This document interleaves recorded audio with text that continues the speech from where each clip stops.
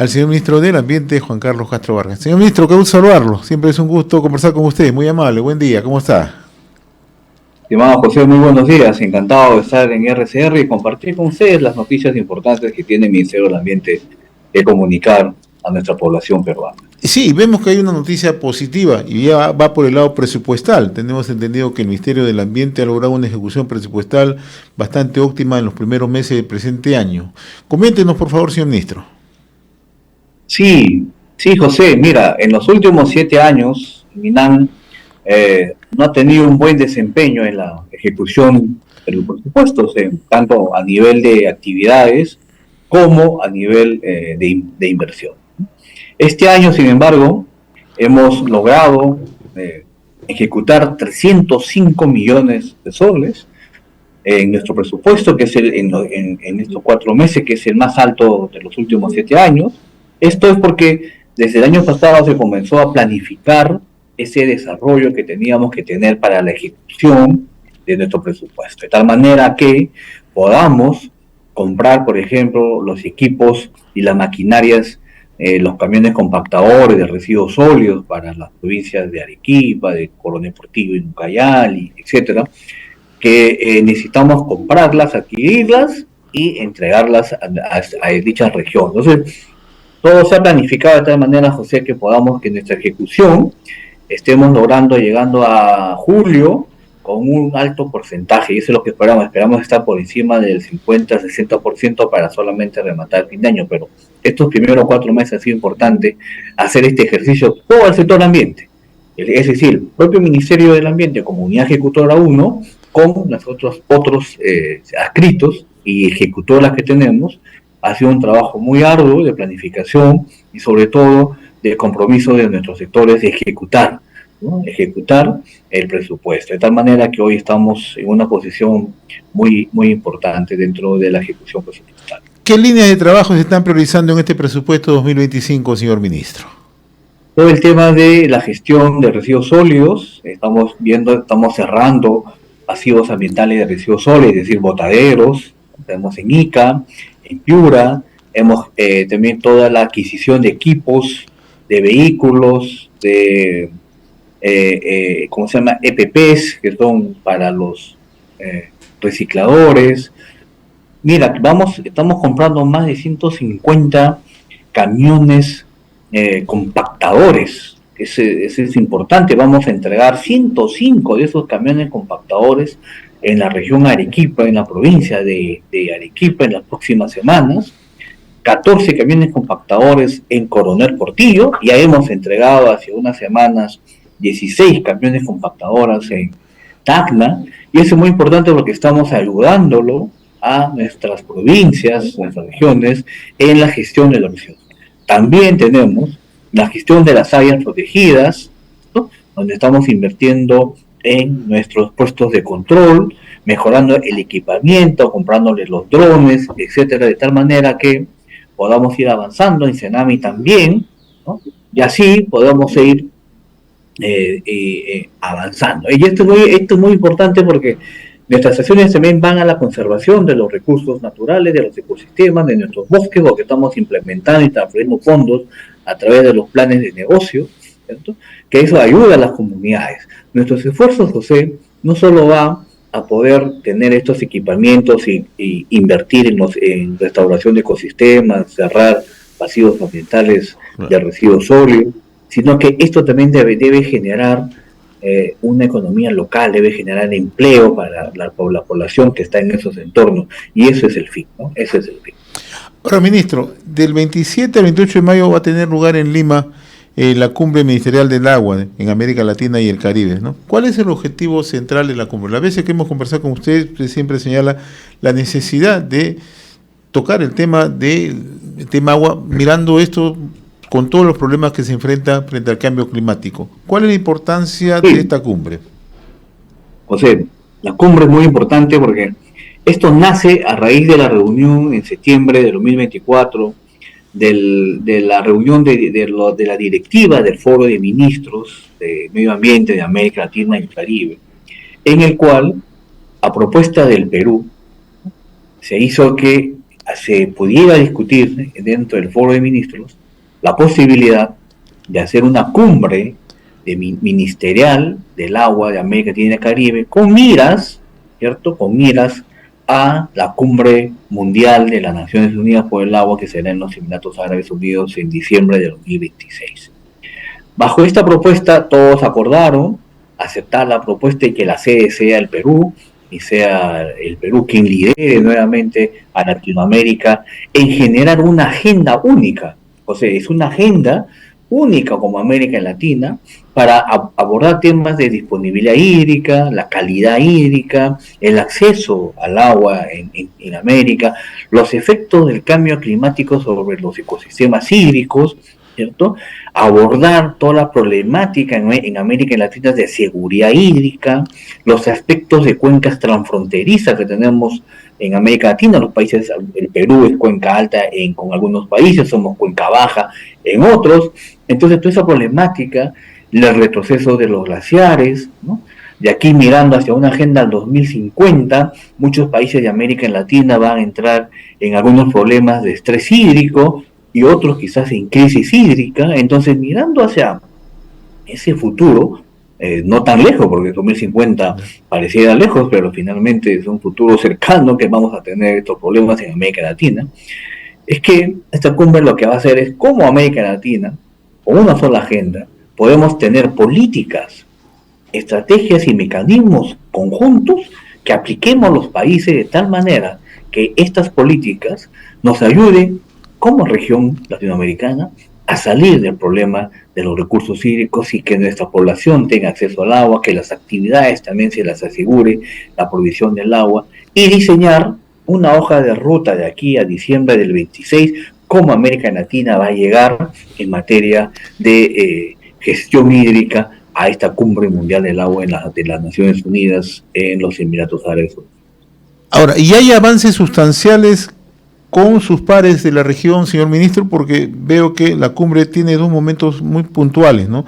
Uno a nivel ministerial, ¿no? Que entiendo es uno de los aspectos centrales para ver cuál es el consenso que se puede lograr, y el otro con el sector privado. ¿Qué tanto se ha ido avanzando en esa línea? Sí, a ver, cuando se programó la cumbre ministerial del agua de América Latina y el Caribe, un grupo de empresarios, ¿no?, dijeron que ellos también quieren aportar en esta solución y cómo ellos tienen la visión de cómo debería gestionarse los recursos hídricos para América Latina, partiendo por supuesto de una experiencia peruana, que es uno de los países con mayor fuerza en la institucionalidad hídrica, y es así que se desarrolló la cumbre paralela, o se va a desarrollar la cumbre paralela a la cumbre ministerial del agua. Esta cumbre paralela participarán todos los gremios empresariales de nuestro país y también algunos gremios empresariales de otros países que van a estar en el Perú para poder de forma conjunta discutir los problemas hídricos, proponer políticas, proponer estrategias de cómo se debe gestionar los recursos hídricos de tal manera que todos nos podamos beneficiar y sobre todo cuidar, conservar y preservar un recurso tan importante como son los recursos hídricos, y como el enfoque de cuenca, que es clave ahí, en el enfoque de cuenca deberíamos comenzar a cuidar estos recursos mirando la cuenca en su integridad. Es decir, tenemos que mirar las intervenciones en las cuencas para cuidar todos los recursos, y es un recurso sumamente importante, el recurso hídrico. Y el sector empresarial hará una propuesta como empresarios que será llevada a la cumbre ministerial para discutirla ahí e incorporarla en las políticas regionales. Pero no solo queda ahí, José, también de otros países que estamos en colaboración no solo con el BID, con el Banco Mundial, con PENUMA, también estamos con la Secretaría Técnica de Agua de las Naciones Unidas con sede en Canadá, y con los cuales estamos coordinando reuniones con la sociedad civil, ¿no?, con ONGs, ¿no?, que representan a la sociedad civil. En los próximos días vamos a tener un Zoom con estas ONGs de la sociedad civil, quienes también, desde su lado de la sociedad, quieren hacer una propuesta de cómo se debería gestionar los recursos hídricos. Escucharemos a la sociedad civil el próximo lunes o martes, no tengo muy claro la fecha, pero es la próxima semana, Y esa propuesta de la sociedad civil vamos a pasarlo al foro de ministros para que también en el seno del foro de ministros se pueda discutir y incorporar las propuestas dentro de las políticas y estrategias que vamos a aprobar como parte de las conclusiones de esta cumbre, de tal manera que podamos tener el documento de Lima sobre la gestión de recursos hídricos en América Latina, donde también estén recogidos la posición empresarial y la posición de la sociedad civil. Interesante lo que usted señala, señor ministro, porque vemos cómo ya la división empresarial un poco apunta a la solución de problemas que son de suma urgencia. Y el tema, naturalmente, el tema hídrico es un problema latente, ¿no? Por muchas veces la escasez que tenemos, y el otro aspecto, muchas veces cuando hay un exceso de lluvias y no tenemos la capacidad de tener la suficiente infraestructura. Estamos avanzando, por ejemplo, le voy a poner citar un par de ejemplos que son interesantes que usted los conoce. En Tía María, por ejemplo, se está avanzando en esa línea en dotar de agua a la población para un futuro desarrollar el proyecto. Mire, muchas empresas mineras, José, ya en el desarrollo mismo de sus operaciones, para no tener conflictos sociales con la población, por el acceso al agua, porque recordemos primero, José, que el Perú es el tercer país con mayor disponibilidad hídrica en el mundo, después de Brasil y de Colombia, y somos el octavo país con mayor disponibilidad hídrica en el mundo. ¿Okay? Entonces, el problema en el Perú es la distribución del agua. Claro. Entonces, tenemos el 97% de la disponibilidad del agua en la cuenca del Atlántico o la cuenca del Amazonas, y solo el 2% en la cuenca del Pacífico, donde nosotros estamos, y el resto está en la cuenca del Titicaca. Entonces tenemos un gran desafío aquí en la cuenca del Pacífico, que solo disponemos del 2%, y además donde se desarrolla el 60% de las actividades económicas y se asienta más del 60% de la población peruana. Entonces hay un gran desafío como país para poder dotar de este recurso a todos, a la población y el desarrollo de actividad. Entonces, muchas empresas, incluido Tía María, pero ya las que están en operación, Tía María todavía no está en operación, Tía María recién está en construcción, ¿cierto? Muchas empresas ya, con el desarrollo de los años de sus operaciones, lo que han hecho es traer miran hacia el mar, un importante recurso hídrico en el mar, lo están desalando, o sea, a través de plantas desaladoras, por el sistema de ósmosis inversa, y esa agua lo están entregando a la población para que la población tenga acceso al agua y también para sus propias operaciones, de tal manera que ellos no colisionan con el recurso hídrico natural que puede estar ahí, que podría generar en el futuro un conflicto. Lo mismo está haciendo Tía María. El agua para las operaciones de Tía María vienen del mar, eso ya está construido, la tubería y la planta donde va a desalarse el agua de mar y poder entregarla hacia las operaciones. Recordemos que Tía María no va a usar agua de la cuenca donde está ubicada, sino agua de mar, ¿no? Eso no implica que cuando entre en operaciones Tía María pueda aprovechar que ya está desalando agua de mar y está generando agua para poder usarlas, pueda también destinarlas hacia la agricultura o hacia la población. Ese es un aspecto que se verá en cuanto entre en operación. Hoy Tía María todavía está en etapa constructiva, así que todavía le falta un buen tramo para poder llegar a la etapa operativa. Pero otras sí, ¿no? Aquí nomás cerca de Lima tenemos empresas mineras, en Ica también, que ya desalan agua de mar y están compartiendo eso con la población. Todo con el fin de bajar estas tensiones que siempre se suscitan por el acceso al recurso hídrico. Yo le tocaba este tema porque además es bastante interesante lo que usted nos está precisando, ¿no? Los compromisos que se están asumiendo justamente para evitar ese nivel de conflictividad, ¿no? Y sobre todo para lograr una solución en favor de las comunidades. En el norte del país, por ejemplo, hay un proyecto, y lo están escuchando en estos momentos en Tambo Grande, en Piura, que se está desarrollando, que se llama Proyecto Hídrico Minero El Algarrobo, que está ubicado en la zona de Locuto, que es una de las zonas más pobres, no solamente en Piura, sino en todo el país. Y allí la empresa ha suscrito un acuerdo con el Estado recientemente para privilegiar en primera parte el tema hídrico y luego desarrollar hacia adelante el proyecto minero. Esto va a ser una línea, este es un ejemplo de lo que se está siguiendo, por ejemplo, en Tambo Grande, en Piura. ¿Esto puede ser una línea a seguir hacia el futuro, señor ministro? Así es, José. Mira, ya la ley de recursos hídricos lo que hace es que primigenia el uso de los recursos hídricos a la población, y después la agricultura y después al final las actividades mineras. Entonces, entiendo que las empresas mineras también en el marco de la propia ley de recursos hídricos y en zonas donde hay escasez de recursos hídricos, están haciendo esta modalidad de hacer estos convenios, generar los reservorios para tener el recurso hídrico, almacenarla y poder distribuirlas a la población y también tener agua para ellos. Aquí en el Perú, José, nosotros realmente todavía porque no hemos tenido una autoridad de cuencas, no hemos aprovechado nuestros recursos hídricos. Los recursos hídricos que vienen de las montañas, todo se pierde al mar. No tenemos como país esa capacidad de tener reservorios en las cuencas regulando.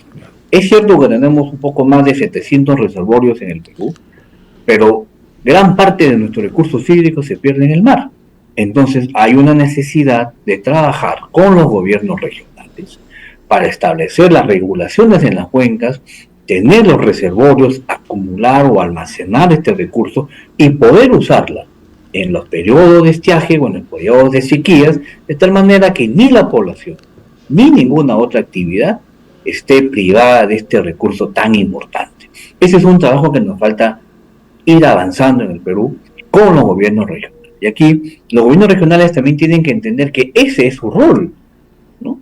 El rol del sector nacional, a través de la autoridad del agua, es planificar la gestión de los recursos hídricos, tener un análisis de la oferta de los recursos hídricos en cada una de las cuencas y cuál es la demanda de esos recursos hídricos para que después, con las regiones, hagamos los planes hidráulicos, es decir, los planes para tener nuestros reservorios, etcétera, en las regiones en función a la información que tengamos de las ofertas que nos tenga cada una de las cuencas, que es sumamente importante para darle tranquilidad a la población y a todas las actividades que se desarrollan. Entonces es un trabajo que de aquí vamos a seguir. Este es un problema que te cuento, José, es un problema que lo tiene casi toda América Latina, y eso es parte de lo que vamos a tratar también en la cumbre ministerial del agua de América Latina y Caribe, porque tenemos que comenzar a almacenar agua como te manifesté.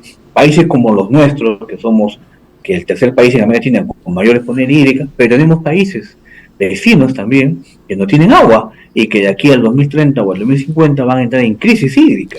Entonces necesitamos comenzar a conversar y tener estos mecanismos de almacenamiento para tener la previsión y en algunas zonas del país, José, hacer recarga hídrica de nuestros acuíferos, ¿no?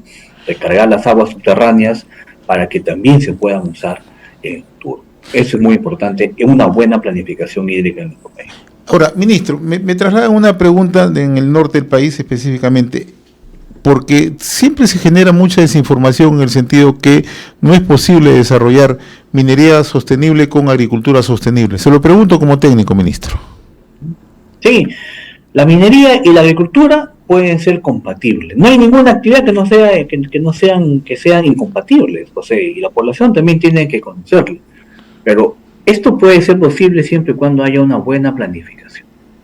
Cuando una actividad se desarrolla como la minería, esta actividad también debe contribuir al desarrollo de otras actividades, como la agricultura, la ganadería, etcétera, el turismo, etcétera, ¿no? Recordemos que las empresas mineras pagan canon, sobre canon, regalías. ¿Y eso a dónde va? A los gobiernos regionales, ¿cierto? Y los gobiernos regionales deben invertir ese canon, sobre canon, regalías, lo que da la minería, en las áreas de influencia de esas operaciones, ¿no? Si uno se pone a analizar de manera consciente, vemos que donde hay minería, donde hay canon, hay poblaciones pobres, y esos gobiernos regionales son los que reciben el mayor canon en el país. Entonces, si reciben el mayor canon en el país, ¿por qué sigue siendo obteniendo poblaciones pobres? Porque no se está invirtiendo el dinero de ese canon, sobre canon, regalías, en esa población. ¿Y esto qué nos genera? Conflictos sociales con una actividad minera, y que después finalmente lo que dicen es que el gobierno nacional es el culpable. No, el dinero es trasladado hacia las regiones para que se hagan las obras de infraestructura y les den los servicios que la población necesita. Por eso se pagan los canos, y eso es en todo el Perú. O sea, no hay nada que no se pueda hacer, por eso digo, pero también la empresa, a través de sus programas de responsabilidad social empresarial, contribuyen con la población. No, José, encantado, con todo gusto. Mira, el, todo proyecto pasa por una rigurosa evaluación ambiental. Eso está en el estudio de impacto ambiental, que no solo lo ve el MINAM a través del SENACE como parte técnica en la certificación ambiental, sino que esto también es pasado a la Autoridad Nacional del Agua para que como ente rector y autoridad nacional de recursos hídricos en nuestro país pueda hacer un análisis no solo de la afectación a la disponibilidad hídrica, tanto superficial como subterráneo, sino que también el impacto en la calidad de estos recursos, ¿no? Y eso es muy importante tenerlo en cuenta. Entonces, cuando se hace ese análisis y se aprueba es porque hemos determinado, ¿no? Cuando se aprueba un estudio se determina de que realmente el estudio no va a ser impacto, o si va a ser impacto, va a ser controlado o mitigado por los planes o estrategias de manejo ambiental. Pero es muy importante decir, José, y es lo que estaba comentando cuando se cortó la comunicación, es que toda empresa minera, toda la actividad minera no es incompatible con la agricultura. Más bien pueden ser compatibles, pueden llevarse, ¿no? Pero sí hay algo importante que tiene que la población saber. Toda actividad minera genera un canon, sobre canon regalías, ¿no? Que eso es que el gobierno lo se paga al gobierno y esto va hacia la región donde se está operando. Entonces la pregunta aquí es, ¿en qué se gasta el canon, por el canon y regalías de los gobiernos regionales que tienen canon por minería y que debe ser invertido en las poblaciones donde está el ámbito de influencia de una operación minera para mejorarle los servicios de agua, los servicios de saneamiento, colegios, salud, etcétera, que es el rol del gobierno regional? Entonces, yo estaba manifestando que cuando uno ve el mapa de minería en el Perú y le superpone el mapa de canon en el Perú y le superpone el mapa de pobreza del Perú, vemos que donde hay minería y hay canon, hay poblaciones pobres. Entonces aquí la pregunta no es si la actividad minera es la que hace pobre a la población, sino que los dineros que están llegando a los gobiernos regionales tienen que ser invertidos en estas poblaciones que están en el entorno de las operaciones, porque si no esto lo que va a generar es conflicto social y miran al gobierno nacional cuando el dinero no está en el gobierno nacional, está en los gobiernos regionales. Entonces ahí es importante que la población también tenga conocimiento, José, de que el canon debe ser invertido en estas zonas y en toda la región, por supuesto, pero principalmente en las zonas, en las poblaciones que son ámbitos de influencia de las operaciones mineras. Entonces, aparte de las inversiones que hacen las empresas mineras dentro de su programa de responsabilidad social empresarial con las propias comunidades o poblaciones, trasladándole fondos para un colegio, para un campo deportivo, etcétera. Pero no puede suplir el rol del Estado que se ejerce a través de los gobiernos regionales. Ahora, ministro, otro tema ya para finalizar. ¿Cómo está analizando las medidas adoptadas por el gobierno en Patás sobre el tema de la minería ilegal? La suspensión de actividades, todo tipo de actividades por un espacio de 30 días. ¿Cómo está analizando? Sí. Mira, aquí lo que queremos, José, es darle orden a la zona de Patás, ¿no? Ordenar toda la actividad minera que hay ahí. Por décadas, este problema, José, primero hay que aclararlo, no es de ahora, no es de hace un año, 2 años, este problema viene de décadas, toda la informalidad que hay en Patás, no viene ahora, viene de décadas atrás, ¿no? Que ha ido incrementándose hasta llegar a un punto en el cual se ha desbordado, es cierto, pero para lograr ordenar es que se han tomado estas medidas, no solo de ampliar el estado de emergencia en Patás, sino que el toque de queda y las restricciones que se han impuesto va a ser importante porque nos va a ayudar a que las Fuerzas Armadas que ya se están instalando en Patás, ¿no? Es decir, estamos sumando 1.000 policías de los que estaban presentes, más las Fuerzas Armadas que van a tomar todo el control, nos va a ayudar en este espacio de 30 días que además, José, es el plazo máximo que tiene el estado de emergencia, o exacto, el estado de emergencia. O sea, es decir, si las Fuerzas Armadas y la policía controlan, toman el control, pueden ordenarlo en menos tiempo se suspende ya, se podrá levantar el estado de emergencia, pero mientras no logremos ese orden, tenemos que todo ordenarnos. Y ahí hay que hacer un llamado a la empresa formal, a la gran minería o mediana minería que está en Patás, en sus operaciones, que es necesario tener este tiempo para podernos ordenar. Nos han pedido ayuda para ordenar, entonces estamos respondiendo como gobierno para con el estado de emergencia y con el desplazamiento de las Fuerzas Armadas para instalar nuestras operaciones, comenzar a hacer las rutas de fiscalización por donde se va a transitar insumos químicos, los materiales que van a operaciones mineras, ¿no? Buscar esos socavones que están haciendo hoy usados ilegalmente, ¿cierto? Y comenzar a expulsar y atrapar, capturar a todas estas bandas criminales. Cuando ordenemos, levantaremos el Estado y dejaremos nuevamente que las operaciones estén en marcha. Así que nos piden que actuemos, estamos actuando. Entonces, esto es, José, lo que se va a hacer en Patás. Ya están en operaciones hoy nuestras Fuerzas Armadas en Patás. Vamos a ordenar.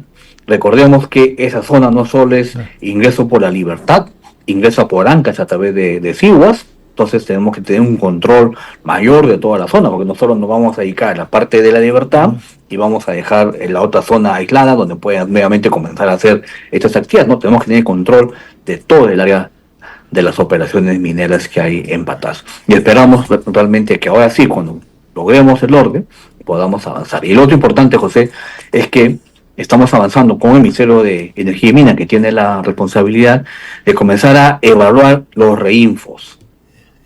Hay reinfos suspendidos, abandonados, que tenemos que eliminarlos porque ya eso no ayuda, más bien ayuda a los ilegales a usar esto para comenzar a hacer actividades bajo el pretexto que están formalizando cuando ya son ilegales. Tenemos que revisar la información que está en el reinfo sobre coordenadas de las operaciones que han mostrado o han insertado los sujetos de formalización. Tenemos que verificar si están en la zona de esa coordenada o están en otras áreas y están usándolo simplemente para simular una formalización y están haciendo actividades ilegales. Hay mucho trabajo que está haciendo el Ministerio de Minas que tiene que ordenar este reinfo, ¿no? Y en función a eso, tener claro quiénes son los sujetos que van a lograr la formalización y quiénes son los que están en la ilegalidad, y tenemos que actuar con todo el peso de la ley sobre estos ilegales. Sí, señor ministro, los amigos de Piura, de Chiclayo, de Trujillo se van a molestar con nosotros y de todo el punto del país si no le pregunto sobre el Papa. ¿Cuál es su opinión sobre la designación del Papa León XIV? Mira, para todos los católicos, yo soy un católico importante para todo nuestro país, para todo el mundo, ha sido una gran alegría conocer ayer, ¿no?, la elección de nuestro Papa, nuestro Santísimo Papa León XIV, que es peruano porque él lo eligió ser peruano y es peruano de corazón.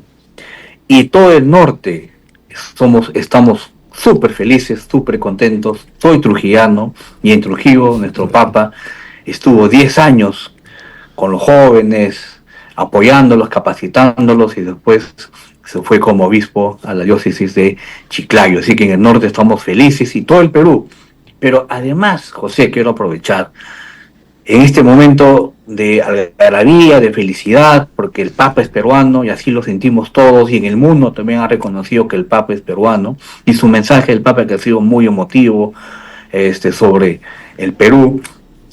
Debe ser un momento, en este momento donde todos estamos felices por nuestro Papa, también el momento de reflexionar en la parte política y dejar estas asperezas y unirnos, como ha pedido la presidenta, como ha pedido el Papa, de unión, que vivamos en armonía, en paz, ¿no? Que la paz debe prevalecer, y podemos buscar puntos en donde podamos trabajar juntos, el Congreso, el Ejecutivo, el Ministerio Público, el Poder Judicial, todos, para poder salir adelante en nuestro país y evitarnos estos conflictos, estas rencillas con el Congreso, con las censuras.